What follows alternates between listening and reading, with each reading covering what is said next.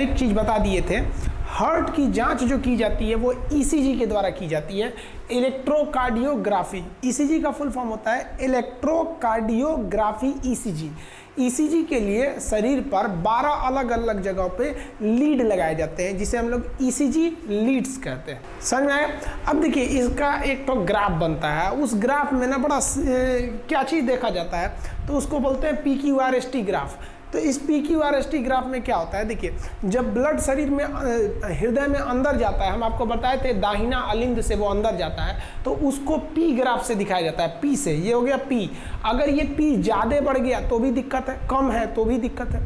तो ये जब जैसे शरीर ब्लड हार्ट में एंट्री करता है उसको दिखाता है P, और उसके बाद की जितनी क्रिया है वो नीले में गया, फिर वहाँ से पंप हुआ, ये सारी क्रियाओं को QRS द्वारा दिखाया जाता है। इसलिए इसे QRS कॉम्प्लेक्स भी कहते हैं कि ये जो होता है ना दिल के पंप करने को दर्शा रहा होता है। अगर ये मान लीजिए कि R का मैग्नीट्यूड बहुत ज़्यादा दिखा दिया, इसका मतलब हार्ट तेज़ी से पंप कर रहा है, नीचे दिखा दिया तो धीरे पंप कर रहा है। ये सेम ऐसे ही ग्राफ यहाँ बनेगा। अगर ग्राफ बहुत जल्दी जल्दी बनने लगा मतलब दिल बहुत जल्दी जल्दी धड़क रहा है तो ये ग्राफ होता है। हार्ट के डॉक्टर को हम कार्डियोलॉजिस्ट कहते हैं। तो ये हो गया हार्ट। हम आपको टोटल हार्ट के बारे में बता दिए थे।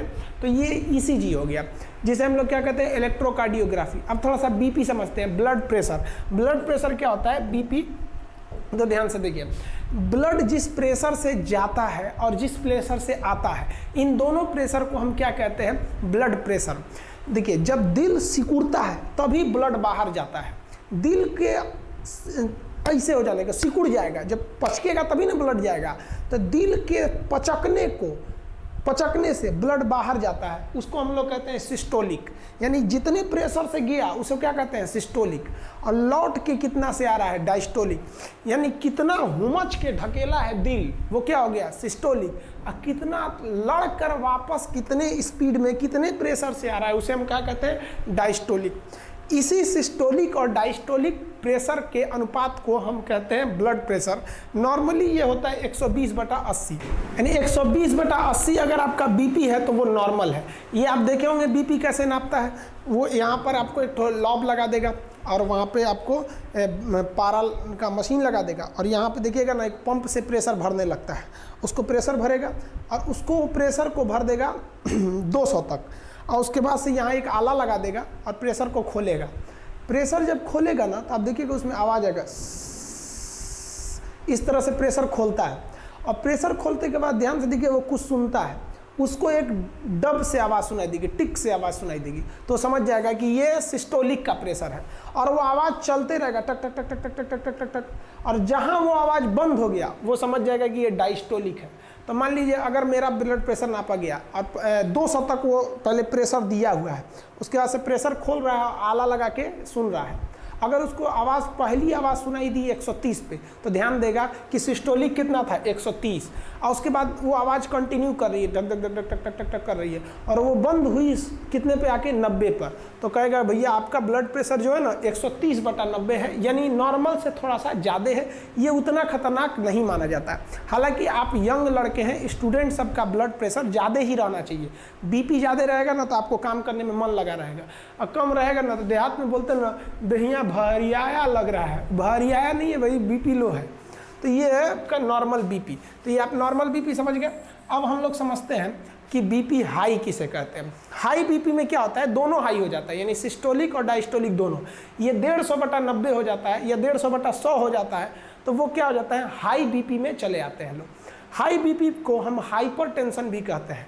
बीपी हाई हो जाना भी खराब चीज़ होता है, उसमें भी बहुत ज़्यादा बीपी बढ़ जाता है, हार्ट वगैरह पे इफेक्ट पड़ता है उसका। प्रेशर ज़्यादा हो जाएगा तो हार्ट अटैक का खतरा हो जाता है।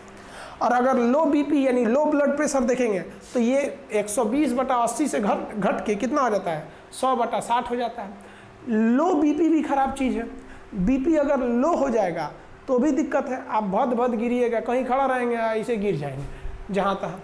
तो ये बीपी को ना बढ़ना सही है ना घटना सही है, बीपी को नॉर्मल रहना चाहिए। इसके लिए दवाइयाँ आती हैं सब। अगर बीपी लो हो जाए तो बढ़ाने के लिए फल फूल नमक वगैरह खाइए, ज़्यादा बढ़ जाएगा। हाई हो गया है तो नमक, तेल, मसाला, गर्म चीज़ कम कर दीजिए, लो हो जाएगा। तो ये दवा, और मेडिकल पे दवाइयाँ भी अवेलेबल रहती हैं बीपी को कंट्रोल करने के लिए। हाँ, बीपी को कंट्रोल करने का घरेलू उपाय भी क्या है? घरेलू उपाय समझिए। मान लीजिए कि अगर आपका बीपी बहुत बढ़ गया है और आप चाहते हैं बीपी को घटाएं, तो आप अपनी साली से बात कीजिए। साली से बात करेंगे ना तो बढ़ा हुआ बीपी ऑटोमेटिक लो हो जाएगा। और अगर आपका बीपी बहुत लो हो गया है और आप चाहते हैं इस बीपी को बढ़ाएं, तब आप अपनी घर वाली से बात कीजिए। 10 मिनट बात करेंगे ना, आपका लो बीपी को हाई कर देंगे। समझा गया? तो ये घरेलू उपाय भी है, आप इसको भी आजमा सकते हैं। नहीं तो आप दवा खाएंगे। तो ये आप बीपी और ईसीजी समझ में आ गया आप लोग को। उम्मीद करते हैं ये समझ में आ गया होगा। नेक्स्ट हम आपको बॉटनी में भी कुछ चैप्टर को क्लियर कर देंगे। तब तक आप इसका स्क्रीनशॉट लेना चाहें तो ले सकते हैं।